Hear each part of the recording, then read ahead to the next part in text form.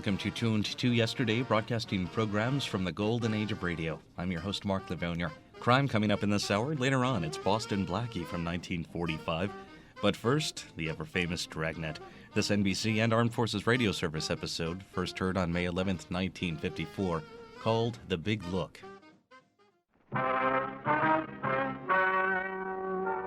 Ladies and gentlemen, the story you are about to hear is true. The names have been changed to protect the innocent. Dragnet.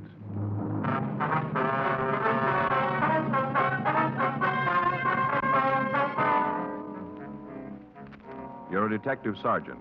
You're assigned a robbery detail. You get a call that a woman has been badly beaten. She can't describe her assailant. He's still at large. Your job, find him. It was Monday, January 14th. It was raining in Los Angeles. We were working the night watch out of robbery detail. My partner's Frank Smith. The boss is Chief of Detectives Thad Brown. My name's Friday. We were on our way out from the office, and it was 11:47 p.m. when we got to 7982 Oakwood Avenue. Front door. Who is it? Police officers. We'd like to see Miss Griffin. How do I know? Beg pardon? How do I know you're cops? Here's our identification. Hand it here. Pardon? Pass it through the door. I want to see it good. All right, there you are. Yeah. What do you think? Well, your guess is as good as mine. Come on in. Thank you. Hurry up. Don't let all the rain in. Yes, ma'am. What if I have my identification back, please? Take your coats off right here. I don't want you tracking water through the house. All right, could I have that identification card? If you don't please? mind my being so careful about what's happened here. Got to take all precautions, you know. Yes, ma'am. Come on into the sitting room. I'll take that card. Thank Which you. one of you is Sergeant Friday? I am. You're the one who called. That's right. Who's he? This is my partner, Frank Smith. Uh-huh. Well, sit down. Here's your card. Thank you. Get you anything? Cup of coffee? Maybe some hot cocoa, No, thank you. Well, suit yourself. Now, what is it you want? We understand you know Mrs. Kieran. We're neighbors. Mm-hmm. Maybe you can tell us what happened here tonight. Seems like you'd have the story, being cops and all. Well, we'd like to hear you tell it, ma'am. All right. I was here tonight watching the TV, just gone out to the kitchen to get a plate of snacks for the late show. You know, kind of like the munch. Mm-hmm. Well, all of a sudden, I heard this scream real loud. I wasn't watching the television right then, so at first I thought it was from the set, you know, like a drama. Yes, ma'am. Didn't think nothing about it right then. Got myself all settled for the movie, and then I heard another scream. That's when I knew there was something wrong. How's that? There was a quiz on the television. No reason for any screams. Right then, there was another one. Then I knew it was from next door. Yeah. So I got my coat and umbrella and went over there. I see. Knocked on the door, but didn't get no answer. Well, I went into the house. All dark, not a light on. Went right in and called to Mrs. Kieran. Called to her. Mm-hmm. Didn't answer, but I could kind of hear something off to the back of the place. Uh-huh. Sounded like somebody crying. Kind of like a whimper, soft. Yeah. It came from the back of the house in the bedroom. You didn't see anybody else in the house when you went in, did you? If I had, I'd have told you before this. Go ahead, please. I got to the bedroom and opened the door. Couldn't see anything at first. Uh-huh. Then I was about to go on in, and this man jumped out at me. He was in the bedroom, was he? Yeah, must have been hiding in the dark and heard me coming, and he got back so I wouldn't see him. Then when I opened the door, he jumped right out, almost scared me to death. Well, what did he do? He just jumped at me and ran out of the house, right through the front door. I heard it slam. Mm-hmm. And then I heard the crying again. It was sort of off to one side of the room. I couldn't see right away where it was coming from. Uh-huh. I turned on the light, and right away I saw her. She was laying on the floor. Yes, ma'am. Oh, it was just terrible. Room was all tore up. Things all thrown around, a real mess, and her laying right there in the middle of it, all beat up. Looked like whoever done it had tried to kill her. What'd you do then? Called the police. Dialed told the operator to send a policeman. It wasn't long before they was here. It seemed like there was 100 of them all over the place. All right, Mrs. Griffin. I wonder if you can give us a description of the man you saw. Other officers asked me the same thing. There isn't much I can tell you. Just all of a sudden, he was there, and then he was gone. You're pretty sure it was a man, though, huh? Certainly, I guess I know a man when I see one. Been married to one for 22 years. Yes, ma'am. Can you tell us anything about him? I just got a glimpse of him, not good. I can't tell you anything but how he looked. He was standing in the dark when I come in. Next thing I knew, he jumped past me and went out the front door. Yes, ma'am. Would you know him again if you saw him? I don't think so. Just a glimpse, that's all. Mm-hmm. I'd like to help. There isn't much more I can tell you. All right, ma'am. How is Mrs. Kieran? She gonna be okay? Well, she'll be in the hospital for a few days, but she's going to be all right. Isn't she able to tell you something about the man who did this? No, ma'am. Seems like she'd be able to describe him. Must have been there for a good half hour. How do you figure that? Must have been at least that long from the time I heard the first scream till I got over there. First off, I didn't think it was real. Thought it was on television. Yes, ma'am, you told us. Must have been a half hour. Mm-hmm. Now, did Mrs. Kieran have any enemies that you knew of? Well, there's some people who didn't like her. A couple right here in the neighborhood, but none of them that would do a thing like this. How'd she and her husband seem to get along?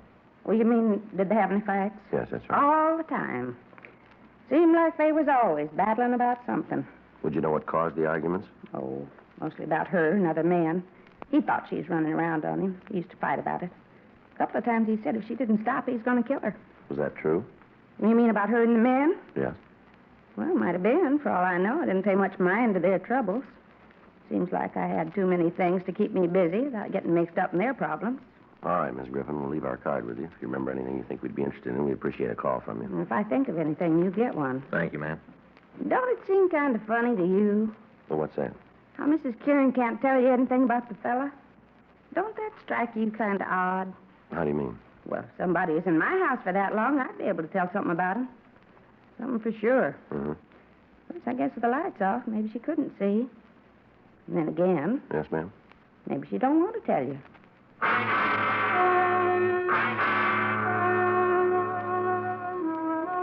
Frank and I drove back to the office and put in a call to Georgia Street Receiving Hospital. We talked to Dr. Sebastian and found that the victim had recovered to the point where she could be moved to her own hospital. We also talked with the officers who were with her. They told us that the woman hadn't given them any new information and that they still hadn't been able to contact her husband. While I checked the crime lab, Frank went down the hall and ran the names Irene and Tom Kieran through R&I. 2:14 a.m. We met back in the squad room. How'd it go in the crime lab? Oh, I got it all here. You want to take a look? Yeah. It's beginning to look like we got a good case against the husband. Yeah? Now, here. Here's a picture of the room. The woman was found about here. See? Mm-hmm. You can see the way the stuff's scattered all around the place, all through here. Yeah. It looks like robbery. Well, he wanted it to look that way, maybe. What do you mean? Well, in the dresser drawer here, the boys from the crime lab found $120 in cash. All the thief had to do was open the drawer, and he'd have seen it, too. Oh. Well, how about the entrance? That's something else that doesn't seem to gel. They checked all the windows and doors. There's no sign of any breaking. She must have opened the door for the thief. Well, that means it was somebody Mrs. Kieran knew, huh? Yeah, it kind of looks that way. Anything else we can use? Well, take a look here. Here's a picture of a footprint Lee Jones found in the earth beside the path. The way it looks, the thief left the path when he ran from the house and stepped in the soft dirt. Do us any good? No, not much. The ground was wet. Must have been a good impression, but the rain broke down the walls. It's not much good to us now. That's it. Yeah? Leighton Prince didn't come up with anything. How'd you do? Well, nothing on the woman. Husband's got an arrest record. Yeah. Got it right here. Mrs. Kieran had him pinched 18 months ago on a beating charge. Refused to prosecute. Same thing a year ago. And here, besides her complaints, he's been booked for ADW and suspicion 211. Done any big time? No, never drew a conviction. Hmm. Now, Joe, thing I don't understand, if it was her husband, why doesn't she beef him? She wasn't worried about having him arrested before. I don't know. There's something wrong about it. Well, there's got to be an answer someplace. You tagged the stats office? Yeah, I gave him what we had on the guy. They're going to start a run on the MO in the morning. Better get the rest of this information down to him. Yeah, we can drop it off on the way out, huh? Right. You got that list of the husband's friends? Uh-huh. Well, let's talk to them. Maybe they can tell us where he is. Okay. Hot shot. I'll get it. What is it? Stats office is going to have to wait, I guess. Huh? 1824 Studio Court. Well, that's a couple of blocks from Kieran's. What's the call? Woman slugged.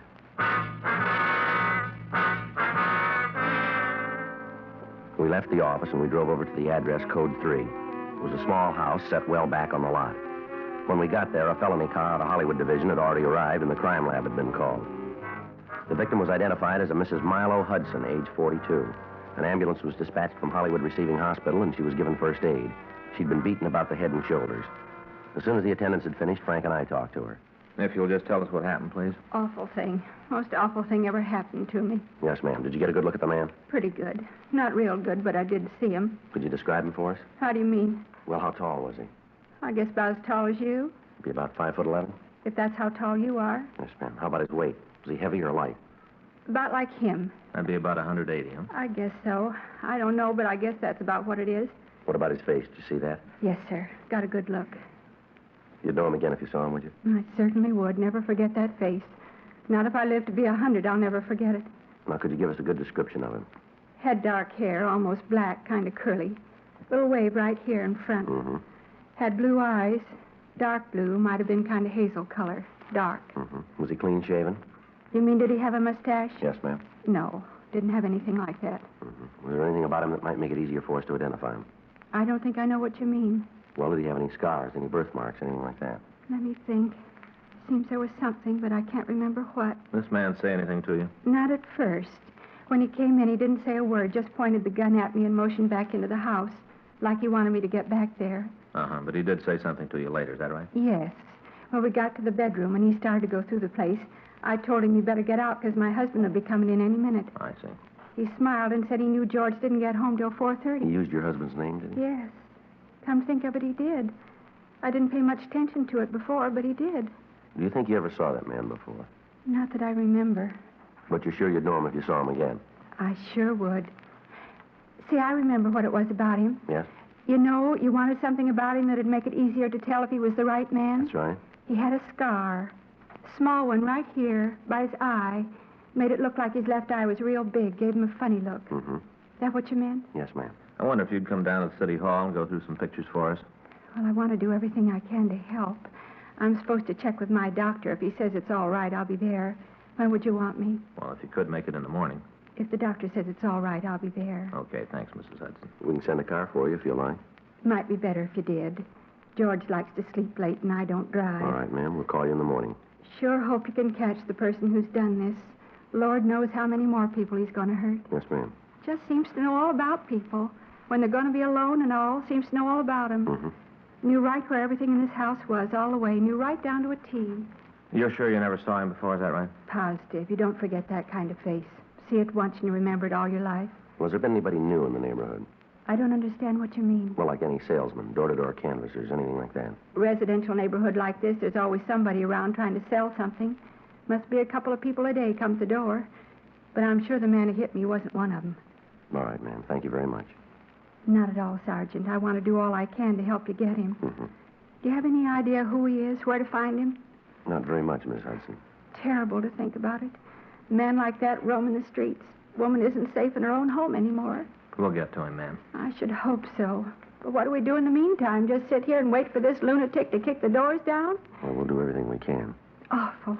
I'll never forget how he came in here, shoved me around. Just never forget it. Well, that makes you even. What? He won't either. We got out a supplemental broadcast carrying the description of the suspect, and then we continued to talk to the latest victim. She was unable to come up with any additional information. 4:30 a.m. The crew from the crime lab finished up their investigation, and Frank and I went back to the office. We left the description of the suspect at the stats office, and we asked R&I to check the oddity file for a possible identification on the scar that the suspect had. 5:21 a.m. We signed out of the office. The next day at 9:26 a.m., we met with Chief Brown and Captain Donahoe, and we went over the case with them. Because of the method of operation used, it became apparent that the thief was acquainted with the habits of the people in the neighborhood. 2 additional teams of men were assigned to the case, and they began to canvass the area for information on people who appeared to be loitering in the vicinity. It was also decided to assign 3 more police units to patrol the streets during the night hours. We checked all FI cards that had been filed in the area. That afternoon, Milo Hudson came down to the office and went through the mug books, but she was unable to make an identification. She was shown pictures of Tom Curran, the husband of the first victim, but she stated positively that he was not the man who'd beaten her. The list of possibles came back from the stats office and was checked without result. A week went by. In spite of the additional men involved, the suspect hit 3 more times. In each case, the M.O. was the same. In each case, he escaped. However, we were able to get a little more information on him. We had the Artist and Crime Analysis Division draw up a composite picture of the suspect, and we had it distributed to all officers in the city. The daily papers ran it on their front pages. Thursday, January 24th, 5:20 p.m. Frank and I got back to the office from dinner. I want to call Fay and tell her it looks like a late night. All right, I'll check the book. Anything? No. You call her from Pinky. Yeah? He and Leitner talked to that magazine salesman. Check out? No, the guy just got in town a couple of days ago. Description's pretty far off. Oh. I got it. Robbery Friday. Yes, ma'am, that's right. Well, we can take it. All right. What's that address again? Yes, that's Studio Court. Yes, ma'am, we'll be right out. No, don't do anything. If he wants to leave, don't try to stop him. That's right, we'll be right there. Woman out on Studio Court. Yeah. Says she thinks the suspect's in her house now. Frank and I left the office and drove over to the address we'd been given on the phone. As we pulled up in front of the house, we could see a man standing on the porch. We got out of the car and we went up the walk. At the front door, we met the woman who'd called. She said that the man had rung the doorbell and had tried to force his way into the house. She went on to say that her husband wasn't home and that she'd managed to stall the man until we got there. We took him back to the city hall and talked to him in the interrogation room. He identified himself as Victor Nadell. Frank went down the hall to run him through records and identification. A lot of trouble you guys are causing me. No reason for all this. What were you doing at that house? Trying to earn a living. You have to force your way in to do that? That old broad's off her rocker. I didn't try to get into the place. She says you did. She's flipped. What do you do for a living? I work, you know another way? What kind of work? Salesman. What do you sell? Right now I'm selling lots. Real estate? Yeah. Where? Tracked out in the desert. Who do you work for? I don't think I'm going to tell you that. You're not going to get them in no trouble. We're going to find out anyway. Now, why don't you save yourself a lot of grief and tell us? You get paid, you dig it out. You ever been arrested? A couple of times. Where? Oklahoma. What for? Call it hijacking. Robbery? Same thing. You ever do any time? No, they couldn't nail it down. Where do you live? Got a room down on East 5th, room and privileges. Who do you work for? That's your job. How long you been in town? A couple of months. You been working for this real estate company since you got here? Yeah, I got the job a couple of days after I got off the train. How'd you get it? Answered an ad. You ever see that woman out on Studio Court before? No. You don't know her? I told you. She'd have no reason to tie a bad beef on you, would she? She's doing it, ain't she? She's kind of silly without any reason, isn't it? Well, she's a woman. That's all they need. All right, empty your pockets out on the table here. Why? Come on. We're not playing games here. Empty your pockets. What's this all about? What are you guys trying to prove with all this strong We're arm trying to stuff? find out why you wanted to break into that house. I told you I didn't break into the house. That old harpy's out of her mind to tell you a thing like that. I don't know why, but she's got it in for me. Wants to see me get into trouble. You said you didn't know her. That's right. You never saw her before. That's huh? what I said. Then why'd she build a thing like this? I told you I don't know it's a lie. I walked up to the door and asked if I could talk to her. Just try to talk to her. Right away she starts yelling at me to get away, get off the property. Why didn't you leave then? I wanted to make a sale. You must have figured she wasn't interested. I needed to make a sale. I haven't been doing too good. I had to make a sale or I'd have lost my job. That's a reason to act like a tough guy, isn't it? All I did was try to talk to her, talk her into buying Well, a you got lot. a funny way of doing it. I thought maybe she was going to call the police, make a complaint. If she'd have done that, I'd have lost my job, sure. And that's all there is to it. I'm telling you the truth. You got to believe me. You been working in the neighborhood before? No, it's the first time. I've been kind of sick the last week. This is the first time out for me. First time I've been around here. Where'd you work before? Westlake area? You ever have any trouble there? No, none. Why'd you make the switch then? Just thought I'd try a new territory, see if I could make up for the week I lost. Mm-hmm.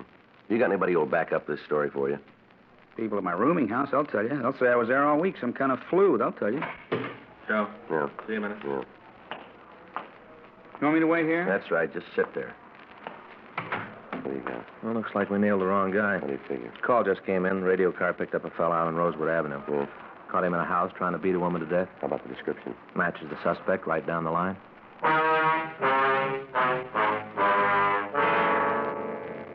Victor Nadell was booked in at the main jail pending further investigation. We were unable to connect him with any robbery, but Perry Thomas of the city attorney's office issued a complaint charging violation of Section 415 of the Penal Code. At 7:46 p.m., the suspect we'd gotten the call about arrived at the city hall. He was fingerprinted and checked through R&I. We found that he'd served a year and a day in New York State for breaking and entering. He'd served a sentence in the state of Washington on similar charges. Physically, he matched the description we'd gotten from the victims. While Pinky Meade and Dee Leitner contacted the women and asked them to come down to the office, Frank and I questioned the suspect. Rudolph Marnell, is that your true name? Yes, sir. Where do you live? My home's out in Hollywood. It's a big place. Narrow it down, will you? Ledgewood Drive, 2917. You ever been arrested? Yeah, you know that. It was a mistake, though. Both times? Well, the second time was because of the first. What do you mean by that? Now, once you've done time, it seems like anything goes wrong, the cops are on your back, just like this. Mm-hmm. You want to tell us what happened out there tonight? You mean on Rosewood? That's right. Big misunderstanding. Well, you tell us about it, will you? I wanted to use her phone. I don't know. I guess she got scared about something. All I wanted to do was make a call. How'd you ask her? Regular way. Told her I was in trouble. Asked if I could phone. Next thing I know, she's screaming up a storm. There's cops all around me. According to this report, you didn't stop when you were told. Is that right? I guess so. Well, is it or isn't it? Yeah. Why'd you run? Well, I didn't know what was going on. I got a record. I had enough to do with cops to last me the rest of my life. As soon as I heard the sirens, I took off. I guess I didn't hear that cop tell me to stop. Yeah. Kind of hard to believe. Well, you believe the woman who says I tried to slug her. You believe her, but you don't believe me. You see, that's what I meant. What's that? Well, as soon as you fall once, there's a dozen cops right behind you all the time waiting to stomp on you. You ever figure that you helped build it that way? Well, it reads good, but you ain't got nobody on your tail. All right. Now tell us again about tonight. I told the cops who picked me up. I told the cop who fingerprinted me. I already told you once. Now, how many times you want to hear it? Until we get it the right way. Well, how you gonna know? We'll find it. Come on. Let's go down to the interrogation room. Go ahead. Down this way.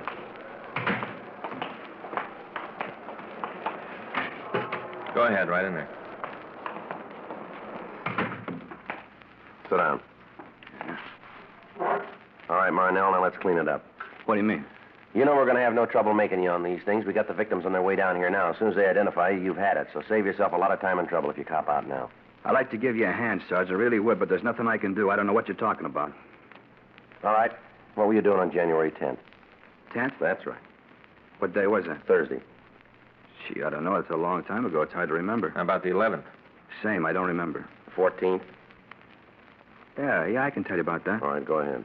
I got through work and went home, met the wife, we had dinner, took in a show. You can prove that? Well, sure. Ask my wife. She'll tell you. All right. How about Wednesday the 16th? Blank. You don't remember what you were doing on the 16th of January, huh? No, is it important? Well, it's going to be for you. How about the 17th? That'd be Thursday? That's right. I stayed home and watched the wrestling on television. You can prove that, can you? Sure. Had some people in to watch the matches. Give us their names, will you? Yeah. Who was wrestling that night? Oh, you want them all or just the main? Well, how about the semi-windup? Let me think. Yeah, it was a tag team match between the McLean brothers and the South Twins. You're sure? I'm positive. How about the 19th? What'd you do then? 19th. That would be Saturday. Well, I'm off Saturday. I don't remember too good. Probably came home, sat around the house, drank beer, and loafed. Mm-hmm. That was Saturday the 19th. Yeah, the 19th. How about Monday the 21st? I bowled that night. Where? Lane's out on Sunset. Bowl there all the time? Yeah. You bowl every Monday night? No, not every week. Usually it's on Tuesday. Why'd you change this week? Well, some of the guys couldn't make it Tuesday, so we changed the day. Mm-hmm. Anything special to you about January 14th, 17th, 21st? Now, what do you mean special? Well, your birthday, your anniversary, something like that? No. Just regular days. That's huh? right. Nothing to make them stand out. No. Then how come you can remember what you were doing on those days? You can't give us a story to fit January 10th, 11th, 16th, or 19th. I don't know. What are you guys trying to get me to say? What are you trying to get at? The truth. Well, I'm giving it to you. We can't see it. How come you remember those days? I don't know. I just do. It's kind of funny. I couldn't remember what I was doing last week. I'd have to sit down and think about it. You didn't even have to try to remember. You knew right away, didn't you? Like it was important for you to You remember. keep trying to build an alibi, don't you? Look, you asked me where I was. I told you. Let's have the names of the people you say you're with. You going to talk to them? That's right. Well, maybe they won't remember. I think they will. What happens if they don't? Then you're in big trouble. You're holding a lot of it right now. Let's have the names. Sure, I haven't got nothing to worry about. I'll give them to you. Here's a pencil. Paper there. I don't know all the addresses. We'll look them up. You're going to have to talk to them, huh? Sure. What's the matter? You think they won't stand behind you? No, it's not that. And what is it? Well, just that they don't know I've done time. Maybe when they find out, they'll try to get me. You know, say they weren't with me, they might do that. Yeah, like that woman tonight. Yeah, just like that. People don't like you much, do they, Marnell? Seems like everybody's trying to get you in trouble. I want a lawyer. You want to check, Frank, see if the victims are here? Yeah. Well, what's going to happen now? Well, we got some people we want to see you. Who are they? The women you beat up. No, you can't make me on those jobs. We think we can. Yeah, well, you just try. You take this thing into court, and they're going to throw it right out. That's the way you got it figured, is it? That's right. Go ahead, Frank. Bring him in. I said I want a lawyer. What? I said I want a Yeah, lawyer. well, you'll get one. Yeah, and a jury. I want a jury trial. You got a choice. You bet I have. You bring all these women down here to point me out, well, it isn't going to work. A bunch of people who don't like me, causing me trouble. People who don't like me. I want a jury trial, a judge and a jury. All right, you'll get them. I'll make you a bet. They won't like you either.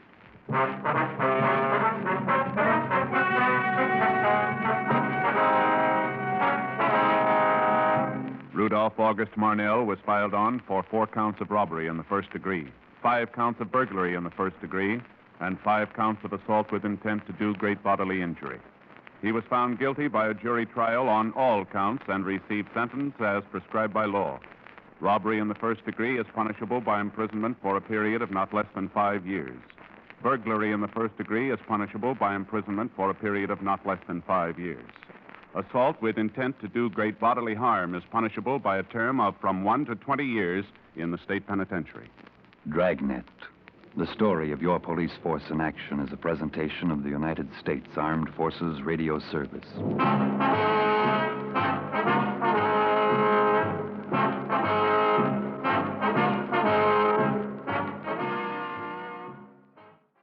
Dragnet, on Tuned to Yesterday from May 11th, 1954. That episode, The Big Look, was translated to the television series of the same name on October 13th, 1955.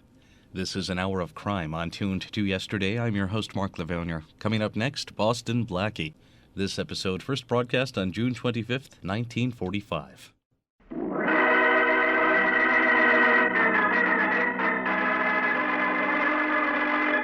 The Robson and Hallman Brewing Company, brewers of R&H beer, the beer with a barrel of quality in every glass, presents Boston Blackie, starring Richard Calmer.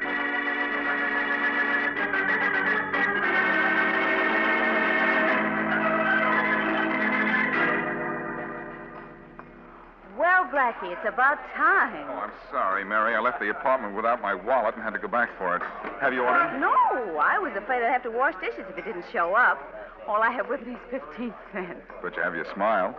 That should pay for the most expensive breakfast in town. I tried it once. Did it work? No, I did. Washing dishes. Well, let's see. What's good for breakfast on such a cheerful morning? Who's cheerful? I am.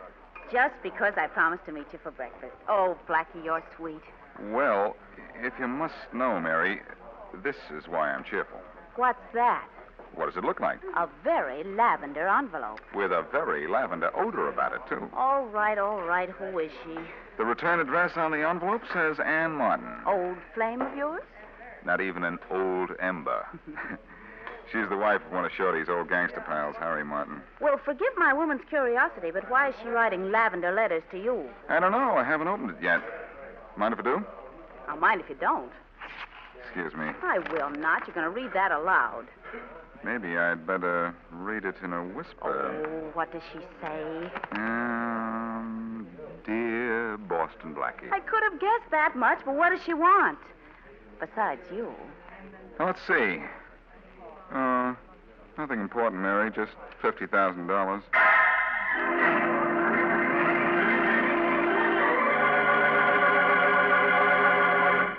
Well, if $50,000 is all Ann Martin wants from Blackie, she must be easy to please.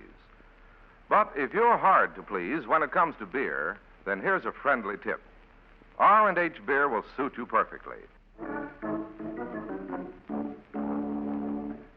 And now meet Richard Calmer's Boston Blackie. Enemy to those who make him an enemy, friend to those who have no friend.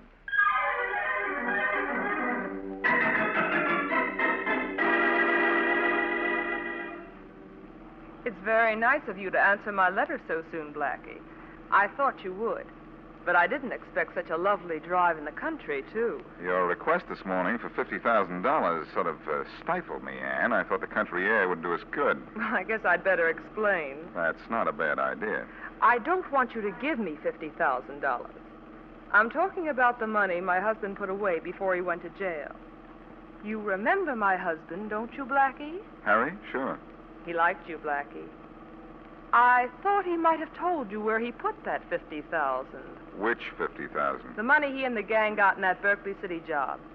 He died in prison last year, you know. Yes, but I don't know what he did with the money, and even if that money is found, the police have a priority on it. Well, you can't blame a girl for trying. I guess we better go back to town. All right. What's on the radio Saturday afternoon? Turn it on, see. Thanks. No, not that one, Ann. That's my police radio. Two-way at that. Oh, sorry. That switch there. Right. What are you doing with a two-way radio? Playing policeman professionally? Oh, this radio's no joke. I bought it myself, and it comes in handy on a case every now and then. You're becoming a regular Boy Scout, aren't you? Oh, I really never use the thing except for laughs when Faraday's men are looking for me. Then I cut in and answer them back. Policeman's little helper, aren't you? Let me tell you something right now, Boston Blackie. If I ever find Harry's money and you go to the cops, I have friends who will take care of you. Tell them not to bother, Ann. I can take care of myself.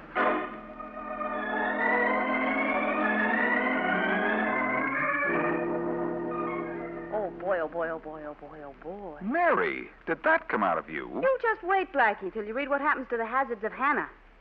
You, bring me the Sunday papers and then sit over there and read them yourself. That's very nice of you. I can't wait for Sunday. I like my thrills in color. Hey, you want me to read you the hazards of Hannah? No, thanks. I'm not hep to Hannah's hazards. Ignorant, aren't you? Oh, here's something not in the funny papers that may be a joker just the same on page 1. What? Jack Winters, Bob Talmadge, and Esther Brown are back in town after spending several years at Uncle Sam's mansion up the river. And who are Jack Winters and so forth? Well, I don't think you know them socially, Mary. They came from the far side of the wrong side of the tracks. Well, then how do you happen to know them? I've been hopping back and forth over those tracks all my life.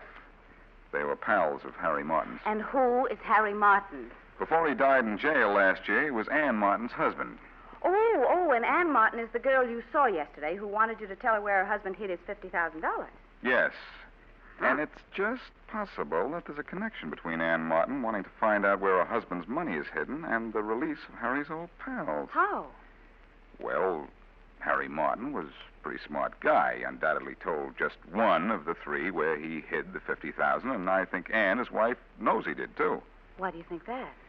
Ann found out her husband's old pals were going to be released from prison and knew that as soon as they got to town, whichever one knew where the money was would go and get it. Oh, I see. So she thought that maybe through you she could get to the money before the others got out of jail, huh? Well, that's what it looks like to me. That's an angle, anyhow. Read your funnies. I'll be back soon. Where are you going? To see Ann again about this new angle. Ann Martin again, huh? You stay away from her, Blackie. You get a kick out of the hazards of Hannah, don't you? Well, I'm getting interested in the angles of Ann.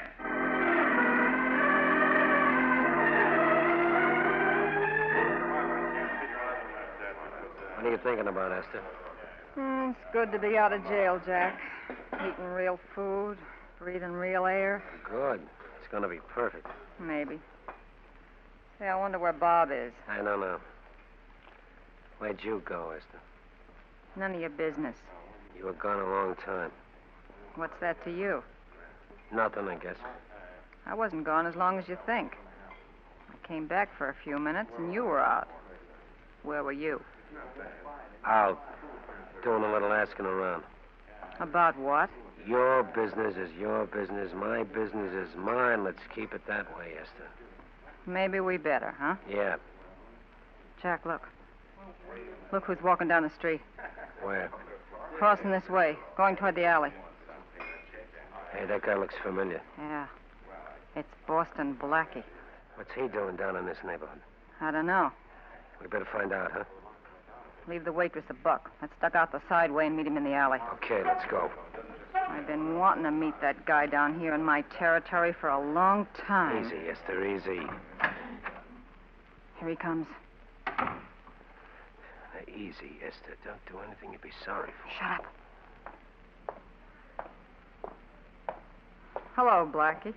Well, Esther Brown. I just read about your getting out of jail. Don't reach for your gun, Blackie. There are two of us. And Jack Winters. I won't fancy meeting you here. What are you doing down here, Blackie? Oh, just looking around. For trouble, maybe? You know I don't have to look for trouble, Jack. Trouble comes to me. What do you mean by that? Nothing. Have you been up to see Ann Martin yet? No. Why should we? He knows why we might, Esther. That means he knows too much. No, not yet. But I'm going up to see Ann and find out what there is to know. I don't think you ought to. I didn't ask for your advice. Then maybe we ought to fix you so you won't need it. Oh. You swing fast, Jack, but not hard enough. Oh. Well, Jack won't wake up for a while, I guess. I seem to have a lullaby left hand. And now I think I can go and see Ann without interference.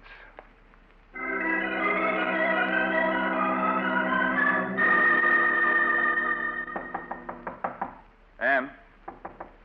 Ann, open up. Hello, Ann. Faraday. Hello, Blackie, old pal. Come in. Why, thanks, but... Hey, now, wait a minute. What's the gag? Is there a body in there? Why don't you come in and see? What? And I have to go through a long routine to get away from you? Oh, no. So long, Faraday. All right, Blackie. Stay where you are. That man again with that gun again. And it's you again with a body again. Get in here. And you better make up your story. You're going to need a good one. Awfully quiet in here, Faraday. Is this a murder scene? How could it be, with no photographers, fingerprint men, or the coroner? They're gone. And where's the body? It's gone, too. I've missed all the fun, haven't I? How was she killed? How did you know it was a she? She lived here, didn't she? I found bodies in your apartment that weren't yours. Good point, Inspector. One of these days, maybe it will be my body. Then what are you going to do to keep your job on the force? I'll worry about that happy day when it comes. Faraday, are you really putting your gun away? Yeah, what about it? Don't tell me you're going to admit that sometime, somewhere, there's a murder I didn't commit. You listen to me, Blackie. I put my gun away because just once I want to see what kind of a man you are. My gun seems to make you want to try to get away. try, Inspector. All right, all right. When I pull my gun on you, you always escape. Well, maybe this time, with my gun put away, we can talk this thing out and no tricks. I hate to spoil your fun, Inspector, but this is one time I have no intention of running from you. Yeah? Why? Oh, well, I'm just tired of it. What happens when I duck you? I not only have to avoid every cop in town, but I have to solve the case for you to clear myself. No, that's too much trouble. Well, at last you're coming to your senses. What are you coming to, Faraday? The reason you killed Ann Martin. Did you find it out all by yourself? Oh, it didn't take much to find out. You saw Ann Martin yesterday afternoon. The whole neighborhood was talking about that car of yours.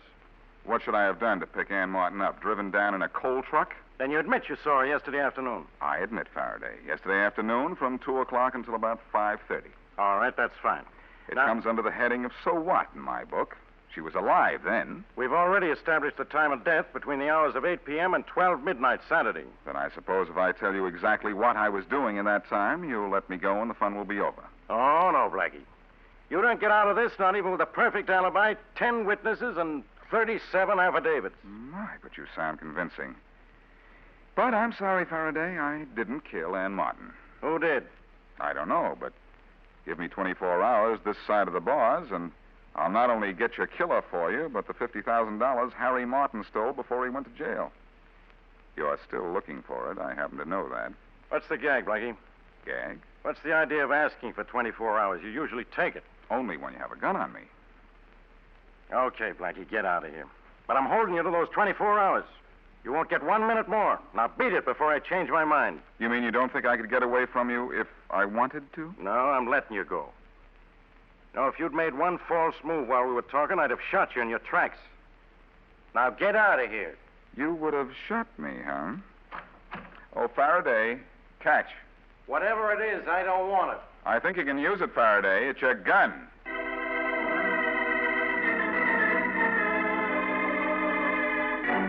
Ann Martin, wife of a dead gangster, arranged a meeting with Blackie to find out from him if he knew the whereabouts of $50,000 hidden by her husband Harry before he went to prison. Blackie didn't know.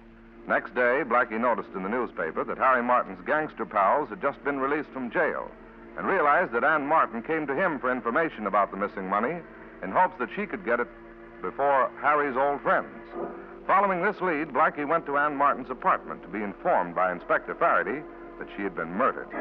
Faraday gave Blackie 24 hours to clear himself of implication in Ann Martin's death.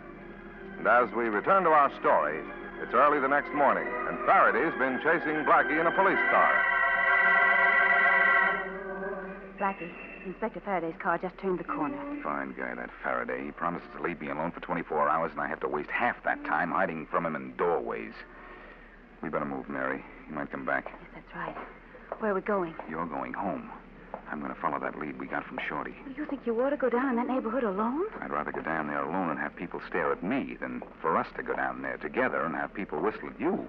Well, I'm the one that should mind. Well, the trouble with you is you don't mind. You turn around and say thank you. What's wrong with that? It's part of a woman's job to make herself attractive to men.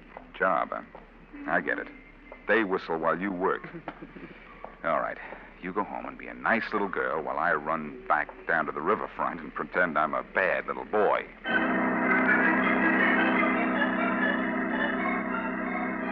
How's the jaw, Jack? Quit worrying about it, Bob. It's okay. I tell you, Jack, you shouldn't have swung on Blackie like that. He can give us trouble.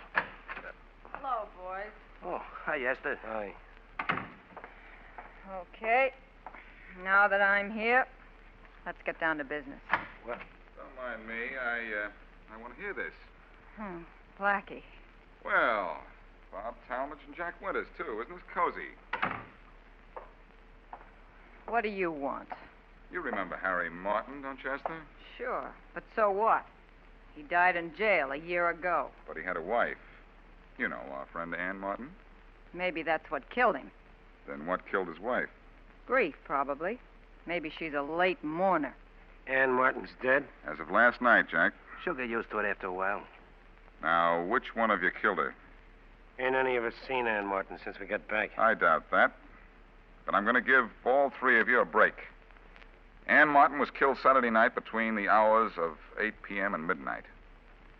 Now, let's have your alibis. All right, Jack. Where were you Saturday night between the hours of 8 p.m. and midnight? I went to Westfield to see some friends. Bud Thomas and his wife. They weren't home, so I come back. Very convenient of them. All right. You, Esther. Where were you? I was up at 191st Street, in the park. Doing what? Ducking squirrels? I was there at 9. It takes a long time to get back and forth. A horse ran away just about the time I got there. That's easily checked. How about you, Bob? I was to the movies at 86th and River Road. What was showing? A double feature. The Call of Africa, and believe me not, there was a newsreel and a cartoon. What was in the newsreel? Oh, the usual stuff. A launching, some new styles and hats, new inventions, some pictures of the president. You got our alibis. We weren't near Ann when she got killed. Now beat it, will you? Sure, I'll beat it. But there'll be a murder rap against one of you for killing Ann Martin. And you'll have to beat that.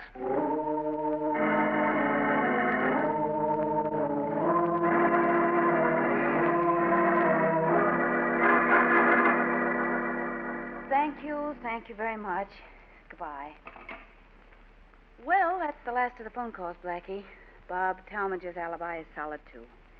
The movie theater said they showed a double feature and a newsreel last night. Well, all three of our suspects seem to be in the clear, don't they?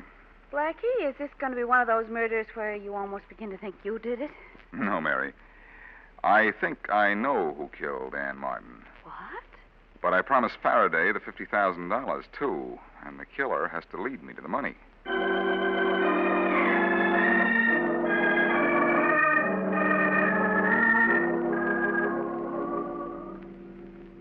Well, what are you doing in my office, Blackie? Have you come to admit you killed Ann Martin? No, Inspector Faraday. I wouldn't make you that happy. Well, 2 hours from now, I'm going to make myself happy. I'm going to lock you up. Ha ha. You're a regular clock watcher, aren't you, Faraday? No wonder you never accomplish anything. Why, you could be on hot on the trail of a killer and quit at the 5 o'clock whistle. I'm quitting on you at the end of 24 hours. That's all I promised you. And you got just 2 hours left. I came down here to ask for more time, Faraday. Nothing doing. Oh, but plenty's doing. I know you're a killer. And why do you need more time? Well, I want to get that $50,000 for you, too. 2 hours is all you get. And if you don't have this thing solved by that time, you'll get the rest of your life.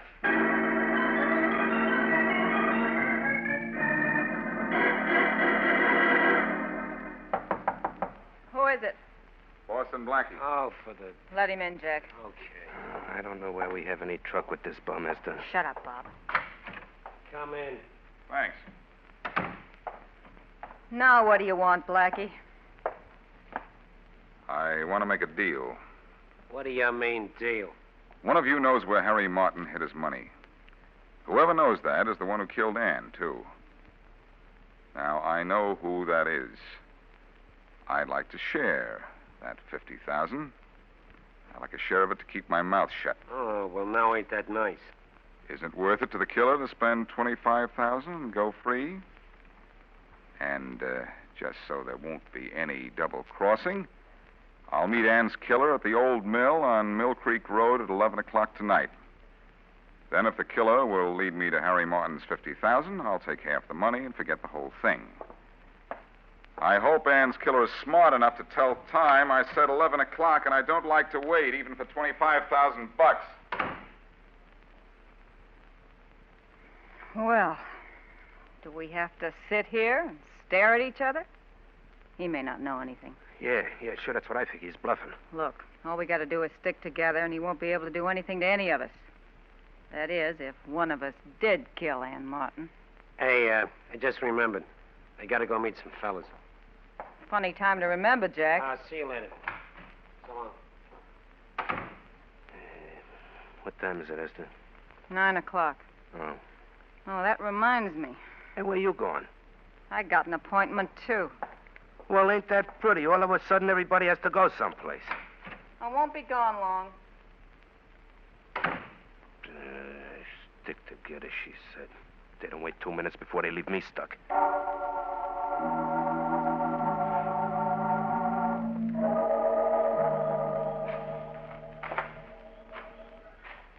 Blackie? Here I am. It's just 11 o'clock. You're perfect. Yeah, some things. I suppose you think that because you're here, I'll say you killed Ann Martin. You said you'd meet your killer here. And you'd like to meet him, too, wouldn't you, Esther? Sure, wouldn't you? I want to know where that dough is. Maybe this is your answer coming up the path. It's Jack. He killed Ann. And he knows where the money is. Does he? Hey, Blackie. Guess you this figure this means Esther, what are you doing here? She's here for the same reason you are, Jack. To hear the killer tell me where the money is. Bob killed Ann? I didn't say that. It could have been you. I think you're bluffing, Blackie. I know he is. Shh, here comes Bob. Hey, Blackie. Here, Bob. Okay, Blackie. Prove to me that Hello, Bob. We figured to split that money 3 ways, Bob. What are you two doing here? Everybody wants a piece of that $50,000, Bob. I don't know where it is. All right, Bob. Unless you pay your way out of this jam, you'll have to pay for killing Ann Martin. What makes you think I killed her? Your alibi had a hole in it, Bob. I told you what movie I went to. If you check, you'd know those pictures were playing there Saturday night. But you said you saw a cartoon. Yeah, I did. Not Saturday night, Bob.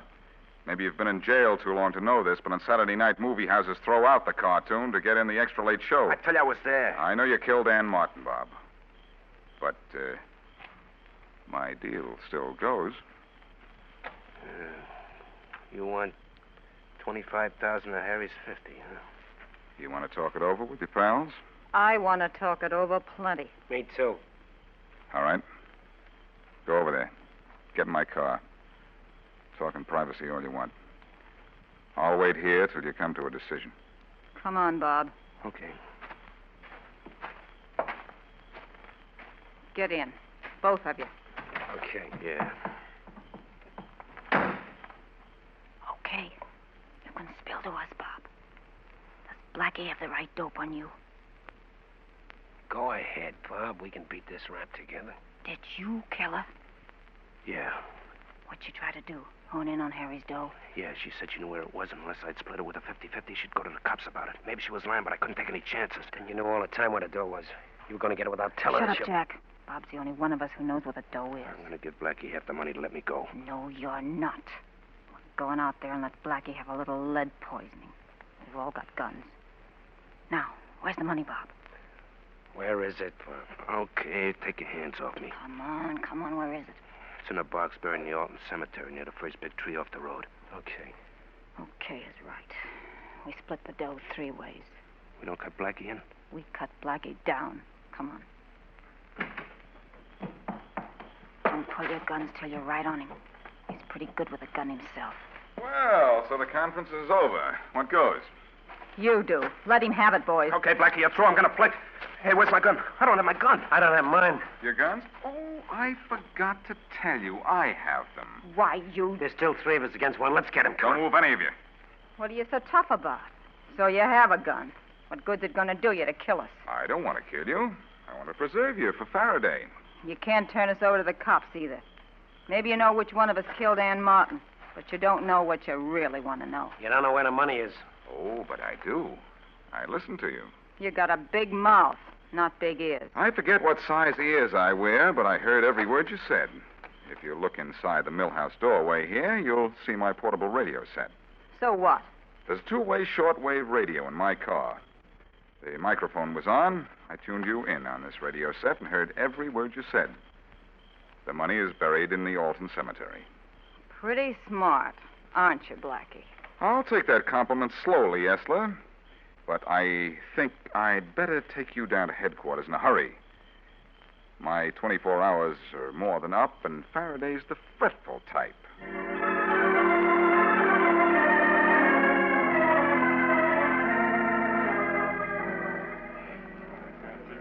Oh, Mary, it's about time. Sorry, Blackie, I missed my bus, and another one didn't come along for 15 minutes. Have you ordered yet? No, I was afraid I'd have to wash dishes if you didn't show up. All I have here is 15 cents. Oh. Oh, that makes you happy. Oh, no. This is what makes me happy. Letter from a boyfriend? It's from a man, yes. You jealous? No. Aren't you the least bit jealous? No. Well, aren't you joking? Yes. Oh, that's better. What's he want? Nothing much, just $100. $100? Isn't that awful? What kind of men do you know writing you for money? Oh, he's not a bad sort. Not bad. He's criminal. What's the 100 for? Blackmail? No, black suit. The man's my tailor. Oh.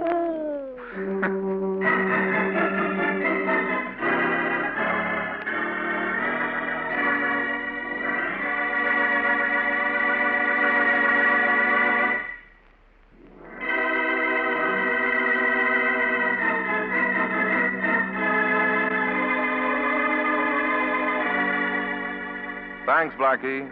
We'll all accept that invitation for next Monday night over WOR at 8:30 for the further adventures of Boston Blackie, presented by the brewers of that famed R&H Staten Island Beer and Ale, who remind you that to help keep supplies flowing smoothly, please return all empty bottles and cases to your dealer promptly. You can see Boston Blackie's latest Columbia picture, Boston Blackie Booked on Suspicion, starring Chester Morris at your favorite motion picture theater. As the war against the Japs increases in fury, our fighting men must have more and more precious supplies. We can help meet this urgent need by saving waste kitchen fats. Just 1 teaspoonful will make enough sulfadiazine to treat 35 wounded men. 1 pound will help make 150 machine gun bullets. And there are hundreds of other war uses for salvaged fats. So keep saving all your used fats and turn them over to your butcher. He'll give you 2 red points for every pound. This is Larry Elliott saying good night and good cheer with good R&H beer.